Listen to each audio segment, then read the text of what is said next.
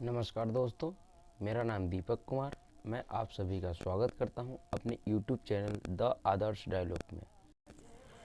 बिहार में उद्योग को अधिक बढ़ावा देने के लिए बिहार सरकार लगातार प्रयास कर रही है और अधिक से अधिक लोगों को रोजगार मिल सके। इसी समय बिहार में गन्ने और मक्का दोनों से इथेनॉल के उत्पादन पर अधिक जोर दिया जा रहा है। दरअसल इस पर बोलते हुए मुख्यमंत्री ने कहा कि बिहार में इथेनॉल उत्पादन क्षेत्र में बहुत सारे निवेश होंगे, रोजगार के अवसर बढ़ेंगे और साथ ही बंद चीनी मिल भी शुरू होगी। दोस्तों, मेरा इस खबर को बताने का सिर्फ तात्पर्य था कि जो इसमें बंद चीनी मिलों को शुरू करने की जो बात कही है, बेसिकली मेरा बात उसी पे है।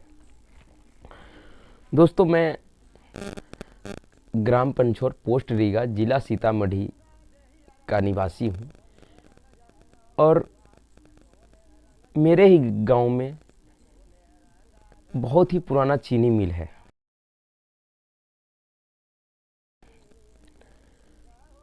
और हम लोगों का बचपन तो क्या, हमारे पिताजी, हमारे दादाजी से भी उनके उम्र के टाइम का वो चीनी मिल है।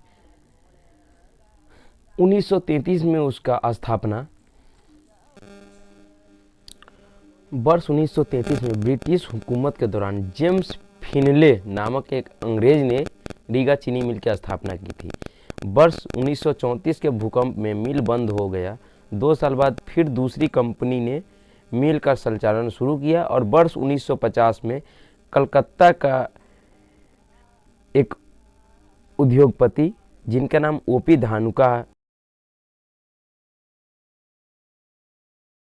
के पिता पुरुषोत्तम धानुका ने इस मिल का अधिग्रहण किया।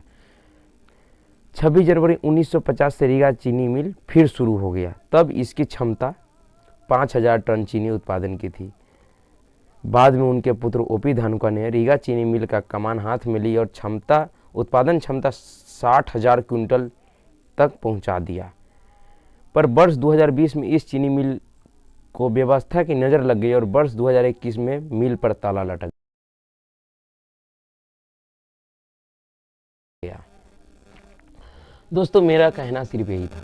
मैं यही बताना चाह रहा हूँ कि नीतीश कुमार और बिहार सरकार हर बार यही कह रही है कि मैं बिहार में औद्योगिकरण के लिए एक मास्टर प्लान बना रहा हूँ, पर आज तक बिहार वासियों को ये समझ में नहीं आया कि ये मास्टर प्लान है क्या। आप बात कर रहे हैं कि हम नया उद्योग लगाएंगे, नई चीनी मिल लगाएंगे, पुराने चीनी मिल को चालू करेंगे, इथेनॉल बनाएंगे।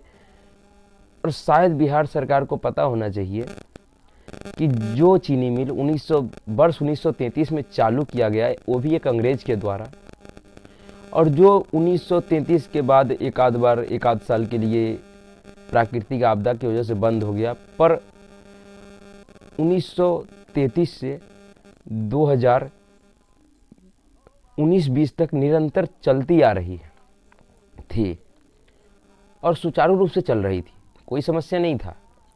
पर ऐसा क्या हुआ कि 2021 का सीजन अंत होते होते उस चीनी मिल पे ताला लग गया? क्या ये बिहार सरकार का उस मास्टर प्लान में नहीं था? आप नया चीनी मिल लगाने की बात कर रहे हैं और पुराने चीनी मिल आपसे बचाया नहीं जा रहा है। पुराने चीनी मिल अब बंद हो रहा है आपके यहाँ। उस चीनी मिल से लाखों लोगों को रोजगार मिलता था और उस चीनी मिल का आज स्थिति एकदम जर्जर हो चुका है। और सरकार कह रही है कि हम नई नीति बना रहे हैं, मास्टर प्लान बना रहे हैं।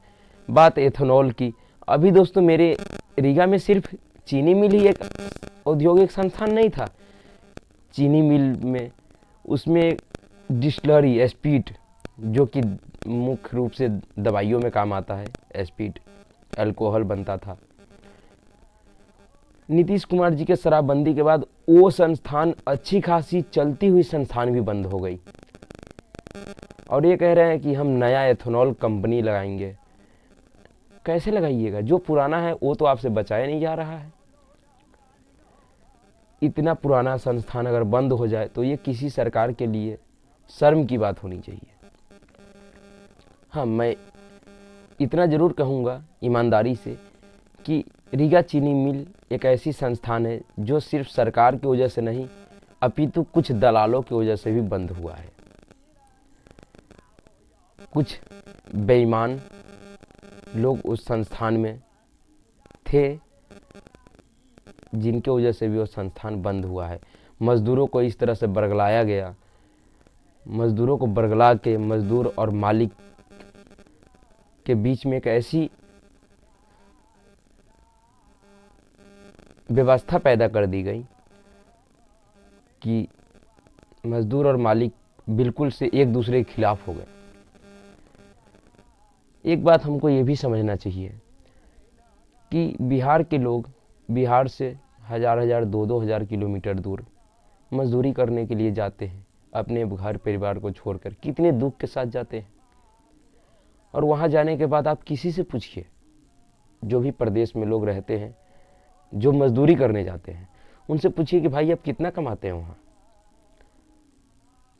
15-16 हज़ार से ज़्यादा कोई नहीं कहेगा एक एवरेज टाइम में।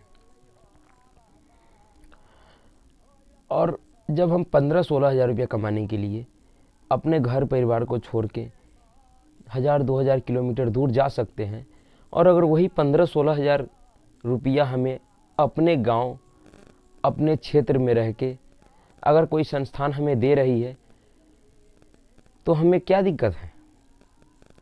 हम क्यों ना अपने संस्थान और अपने उसी संस्थान अपने ही गांव में काम करें। लेकिन लोग शायद इस बात को नहीं समझ पाते हैं और बेवजह संस्थान के मालिक और संस्थान के लोगों के साथ लड़ना झगड़ना शुरू करते हैं। और अंतिम में क्या होता है? संस्थान बंद हो जाती है। उससे घाटा किसको होता है? उन मजदूरों को होता है, उन किसानों को होता है जिसका उससे परिवार चलता था, जिसका भरण पोषण उससे होता था।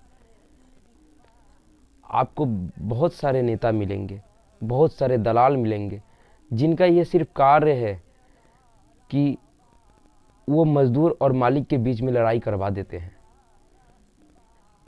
दोस्तों, मैं एक बात बताना चाह रहा हूँ, याद आ गया। कलकत्ता में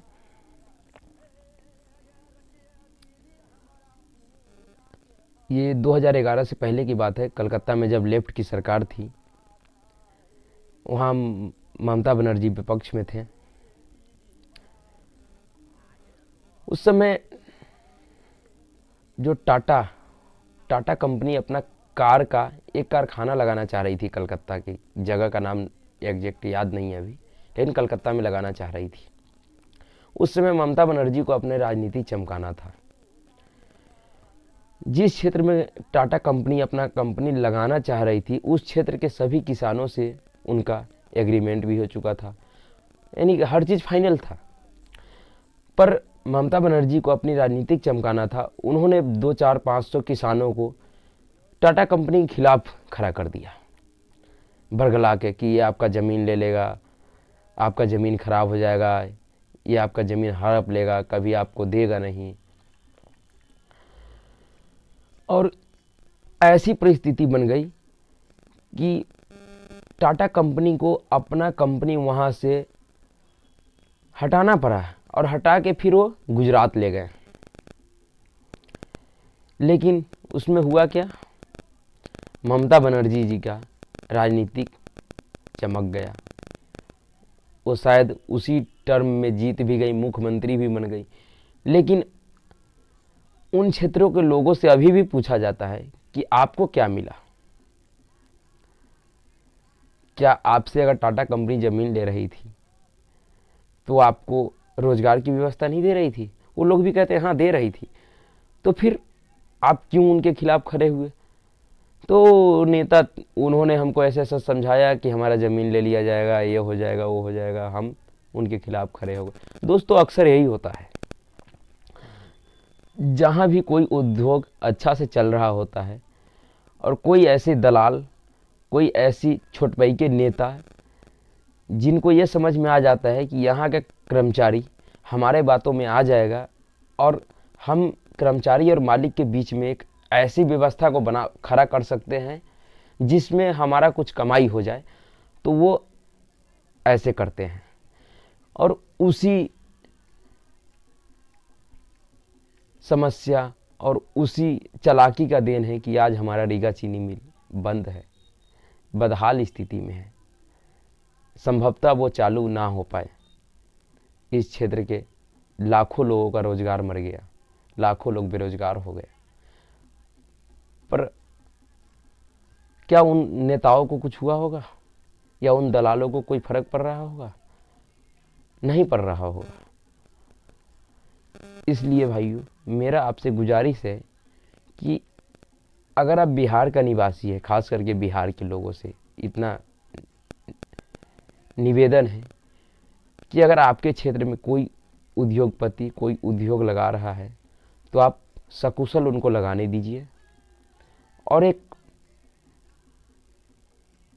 मानवतावादी मूल्य पे आप, अगर आपको रोजगार मिल रहा है तो आप काम भी कीजिए।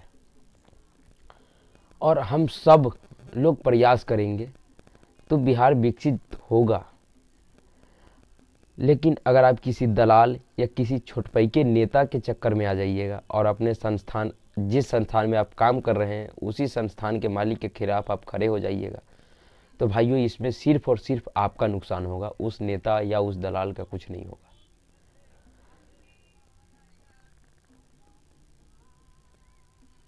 आज रीगा चीनी मिल, और सिर्फ रीगा चीनी मिल नहीं है, उसमें एक एस्पीड यानी डिस्टिलरी था जिसमें एस्पिरिट बनता था, अल्कोहल बनता था, जिसका मुख्यतः रूप से दवाइयों में काम आता है या जो भी काम आता होगा, बन रहा था। उसमें भी कम से कम 1000 लोगों का रोजगार जरूर था। लेकिन नीतीश कुमार जी इतनी मेहरबान हुए कि उन्होंने शराबबंदी ला के उसे भी बंद करवा दिए। तो भाइयों, मेरा सिर्फ और सिर्फ यही कहना है कि अगर हम उद्योग और उद्योगपति को नहीं समझेंगे तब तक गरीबी दूर नहीं होने वाली है। और गरीबी दूर करने का सिर्फ एक ही रास्ता है कि हर एक व्यक्ति के हाथ में काम हो, रोजगार हो।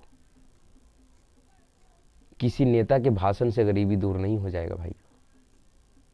जब भी गरीबी दूर होगा तो बड़े बड़े उद्योगपतियों के द्वारा ही होगा, उनके उद्योग लगाने के द्वारा ही होगा। ये छोटा उद्योग भी लगा सकते हैं, छोटा उद्योगपति भी हो सकता है, लेकिन मेरा मेन मकसद है काम। दोस्तों, सरकारी नौकरी से गरीबी दूर नहीं होता है, और सरकारी नौकरी कितने को मिल जाएगा, आप इस बात को समझिए। इसलिए आपसे गुजारिश है कि हमारे क्षेत्र में जो उद्योग लगने वाला है या जो लगा हुआ है उनको बंद न होने दीजिए, उनको चलाइए। और बिहार सरकार से भी गुजारिश है कि आपका जो नया नया मास्टर प्लान बन रहा है, ये मास्टर प्लान सिर्फ कागजों पे मत बनाइए, कुछ करके दिखाइए। बिहार में ये 10 लाख 20 लाख 50 लाख नौकरियों का भ्रमजाल मत फैलाइए, यह संभव नहीं है। इसलिए कृपया उद्योग को बचाइए और हो सके तो रीगा चीनी मिल को भी चालू करवाइए।